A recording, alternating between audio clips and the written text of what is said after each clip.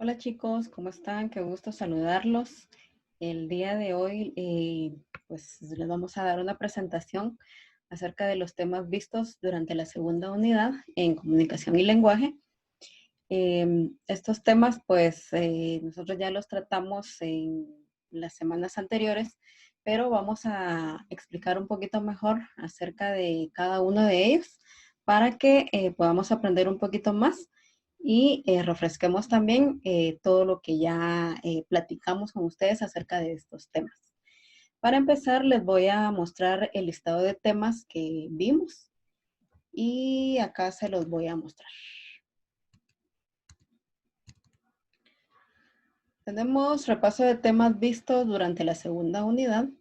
Eh, los temas comunicaciones, literatura del neoclasicismo, literatura del romanticismo, voces verbales, eufemismos, disfemismos y acentuación. Esos temas son los que abarcamos durante la segunda unidad y vamos a empezar por el tema de las comunicaciones. Acá dentro de las comunicaciones, nosotros sabemos que hay diferentes vías de comunicación para poder transmitir nuestros pensamientos, nuestras ideas, nuestras emociones y pues hay diferentes medios para poderlo realizar, ¿verdad? Si estos medios no existieran, pues no tendríamos forma, no tendríamos la manera adecuada para poder expresar, ¿verdad? Todo lo que nosotros queremos dar a conocer a los demás.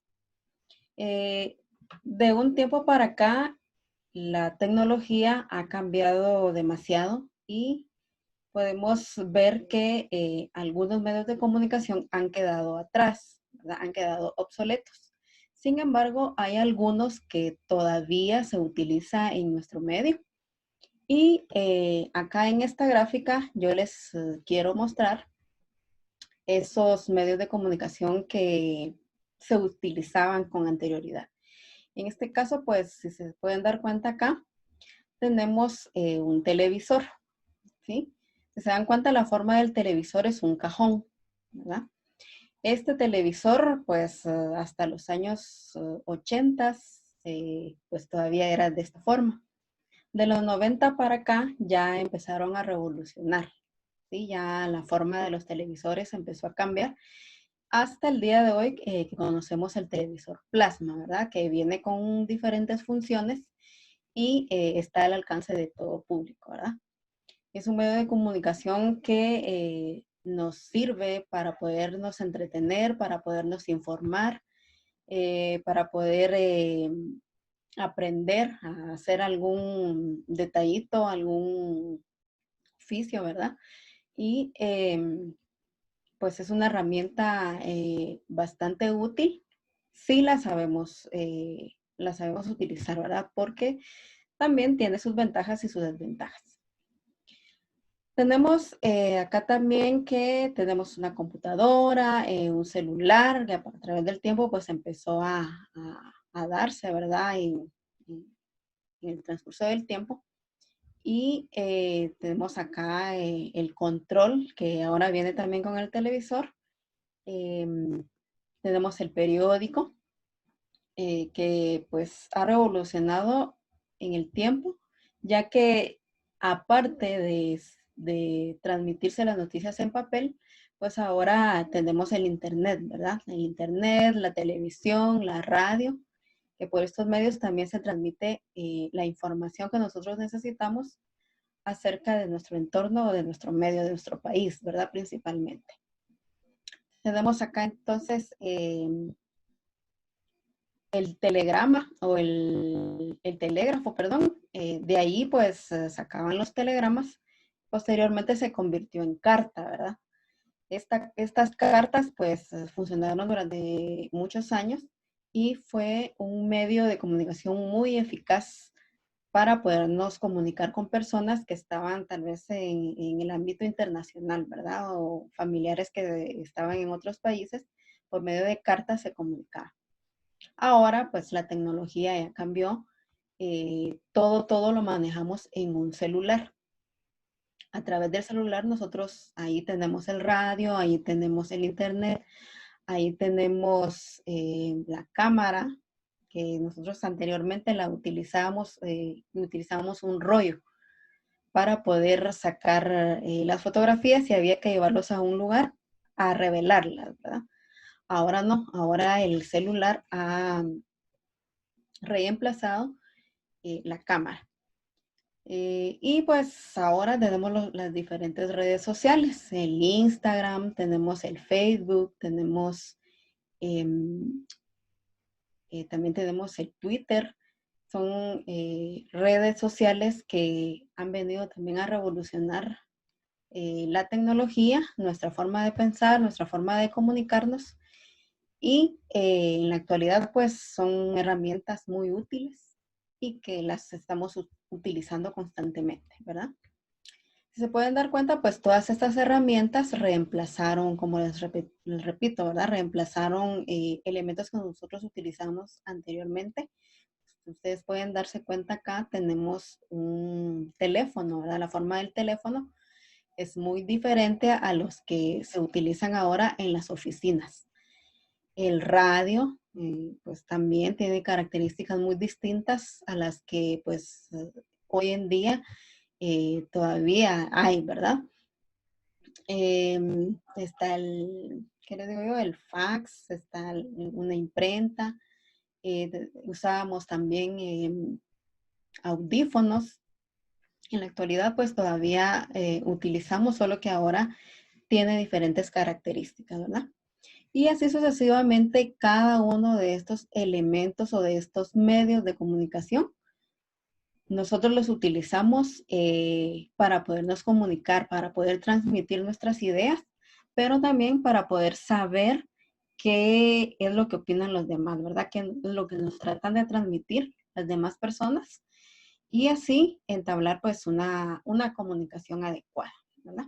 Esto es con relación a la comunicación. Vamos a pasar entonces a nuestro siguiente tema, que es literatura del neoclasicismo. Recuérdense que hubo una época en la que hubo mucho, y los pensamientos eran muy cerrados, no había libertad de expresión. Eso fue más o menos en los siglos XVII, inicios del siglo XVIII, cuando pues hubo un grupo de personas, un grupo de ilustrados, se le llamaba en esa época, que se preocuparon por estudiar, ¿verdad? Ya no darle tanta importancia a la religión o a lo político, sino que ellos se enfocaron más que todo en el estudio, ¿verdad? El estudio de las artes, el estudio de la literatura, el estudio de las pinturas y todo lo que abarcaba una sociedad y que iba a ser útil para la misma, ¿verdad? Entonces, estos ilustrados quisieron independizar pues la forma como se estaba gobernando en esos momentos el país. Y estas ideas vinieron de Europa, ¿verdad? Vinieron de Europa, se fragmentaron en Francia y llegaron hasta nuestro territorio, acá en Centroamérica. El neoclasicismo, pues particularmente, es una forma de pensamiento y los pensamientos que se plasmaron en el neoclasicismo fueron a raíz de la razón. Acá podemos ver nosotros el escrito que en nuestra diapositiva que dice, los escritores latinoamericanos se apropiaron de las ideas de la ilustración y defendieron el uso de la razón y la educación del pueblo, ¿verdad?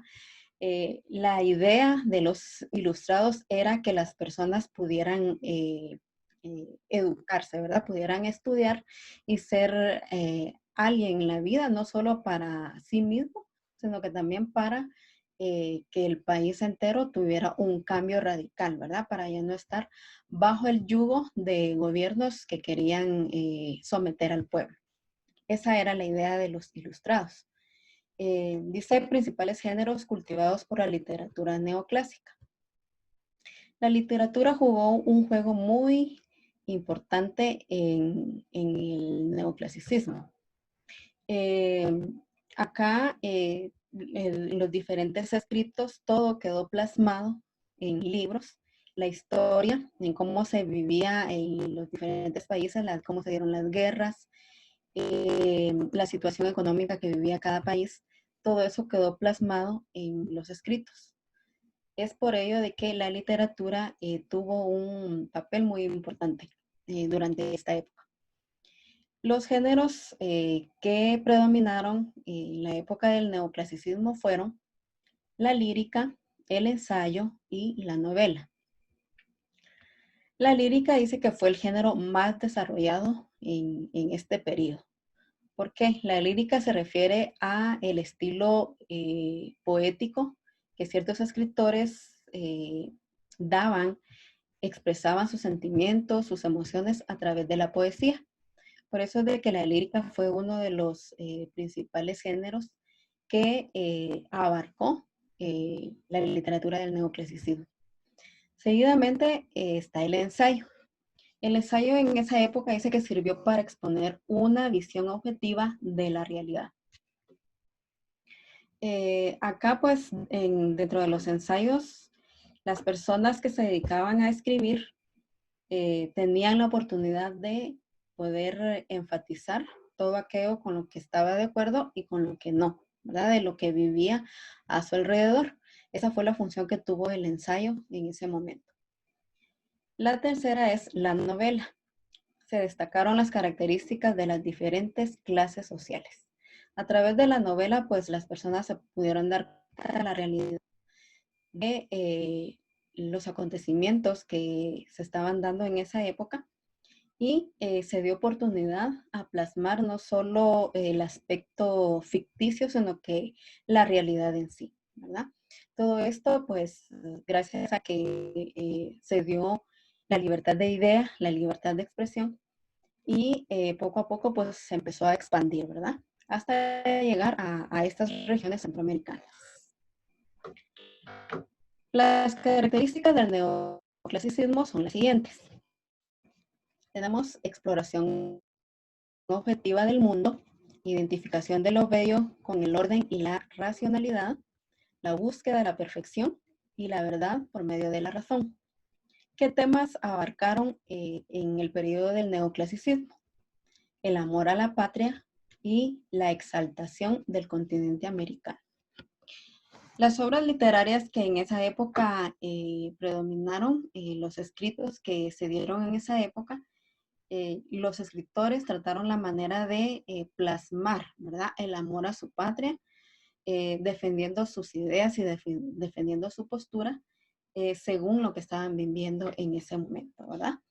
Exaltaban cada paisaje, exaltaban cada rincón del país, lo hacían tanto en versión poética como en versión prosa, ¿verdad? En los escritos ellos transmitían sus ideas, sus conocimientos, exaltando todo lo que veían a su alrededor. Y pues esa era una de las características que se evidenció en el neoclasicismo, ¿verdad? Los escritores buscaban una perfección en los escritos y también ellos querían obtener un lenguaje estilístico, ¿verdad? Un lenguaje perfecto, que las personas lo pudieran entender, pero que también aprendieran de esas letras. Seguimos con la literatura del romanticismo. El romanticismo es todo lo contrario al neoclasicismo. El neoclasicismo se basó en la razón. En cambio, el romanticismo se basó en el sentimentalismo. Dice acá entonces, nueva corriente estética con tendencia al sentimentalismo y a la sociedad. Se manifestó en la literatura, música, poesía y pintura. Ustedes se pueden dar cuenta acá en las imágenes. Las pinturas pues tratan la manera de transmitir los cambios que se vivieron al momento de entrar, ¿verdad? Esta nueva tendencia al mundo.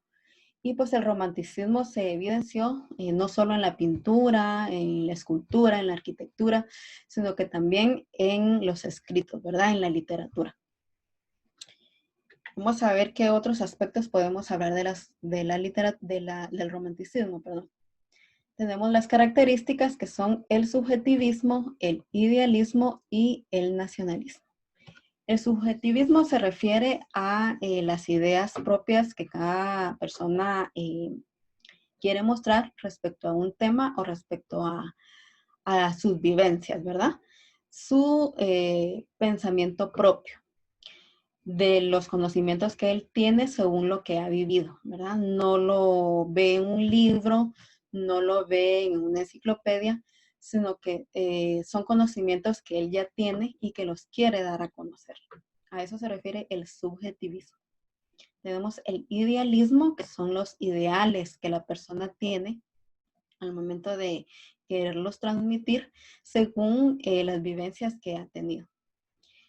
Por último, tenemos el nacionalismo. El nacionalismo se refiere a todo el entorno en el que el individuo está y quiere dar a conocer, ¿verdad? Dar a conocer su pasión por su país, dar a conocer su identidad como persona y como perteneciente de un lugar y lo plasma a través de los escritos, ¿verdad? Los diferentes escritos. Todo esto se plasma en la literatura y pues son características del romanticismo. ¿Qué géneros abarcó el romanticismo? Tenemos el cuento, la novela, la poesía y los temas que se dieron en ese momento fueron amor y muerte, perdón, historia y naturaleza. Esto fue lo que se dio durante el romanticismo y pues se plasmaron en los diferentes escritos, ¿verdad? El siguiente tema que abarcamos fueron las voces verbales. Dentro de las voces verbales tenemos la voz activa, la voz media y la voz pasiva. ¿A qué se refiere la voz activa? Dice que representa la forma básica de la voz verbal. Representa la forma básica de la voz verbal. Un ejemplo de ello es los niños del salón son responsables, ¿verdad? Esto se refiere a que cuando nosotros nos referimos a la acción que está realizando un individuo, ya sea una persona, ya sea un objeto o un animal, dependiendo del elemento, perdón, del elemento al que nos referimos, entonces ahí se realiza la voz activa, ¿sí? Y es cualquier expresión que nosotros queremos hacer referente a algo, ¿sí? La voz media. Dice la persona presenta una acción que la beneficia a sí mismo. Se utilizan los pronombres personales me, te, se, nos, os, etcétera, ¿verdad? Y tenemos como ejemplo, me lavo las manos. Aquí tenemos, me lavo las manos 5 veces al día. Y estamos utilizando aquí el pronombre personal me. Para poder realizarse la voz activa, siempre la acción va a recaer en la misma persona, ¿sí? Por eso utilizamos estos pronombres personales, los que ya les mencioné con anterioridad. Por último, tenemos la voz pasiva. La función de la voz pasiva dice que cuando la acción recae sobre un sujeto, se necesita de una conjugación perifrástica. ¿A qué se refiere eso? La perífrasis verbal se refiere cuando nosotros nos encontramos con verbos compuestos. Los verbos compuestos se refieren a que cuando nosotros tenemos una oración o un escrito, vamos a encontrarnos con dos verbos que hacen una función dentro de la oración o dentro del texto. Acá entonces podemos darnos cuenta en el ejemplo. La niña está arreglando su mochila, ¿verdad? Acá yo les subrayé los verbos que están realizando la conjugación perifrástica, porque tenemos el verbo estar y tenemos el verbo arreglando, Acá pues se está realizando, está de forma en gerundio, ¿verdad? El ando, yendo, y el verbo estar, ¿verdad? Entonces, acá tenemos la conjunción perifrástica y nos muestra también los verbos compuestos. Siempre que nosotros nos encontramos con una oración o con un escrito que tenga verbos compuestos o que estén dos verbos unidos, entonces ahí se va a realizar la voz pasiva. Tenemos los temas eufemismos y disfemismos. Los eufemismos son aquellas expresiones que nosotros deberíamos de pronunciar o realizar al momento de dirigirnos a una persona. Nosotros muchas veces tenemos la costumbre de pronunciar mal las palabras y tendemos a ofender a esas personas. Por ejemplo, tenemos acá que la palabra que nosotros utilizamos para referirnos a ciertas personas son las siguientes. Nosotros decimos sirvienta, ¿sí? Decimos ratero y decimos viejo.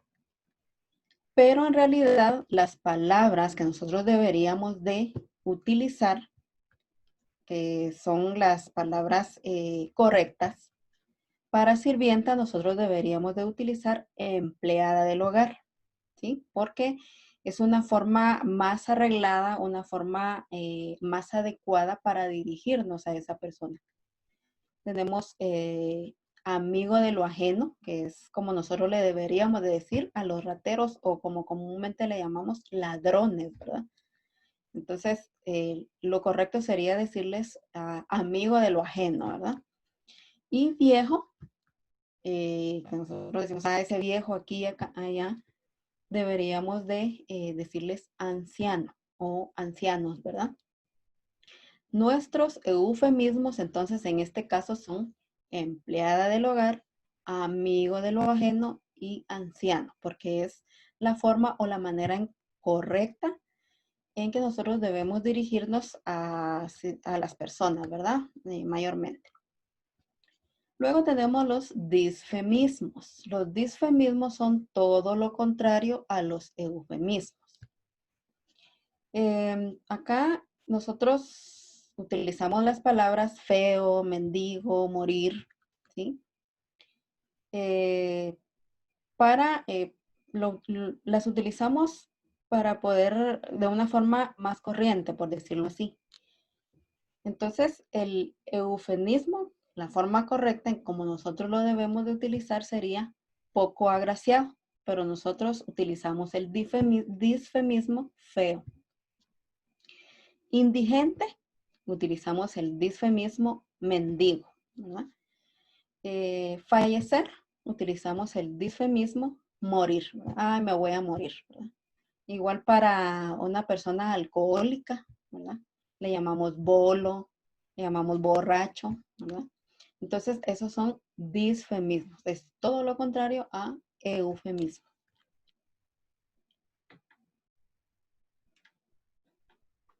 Esos son los temas que abarcamos durante la unidad.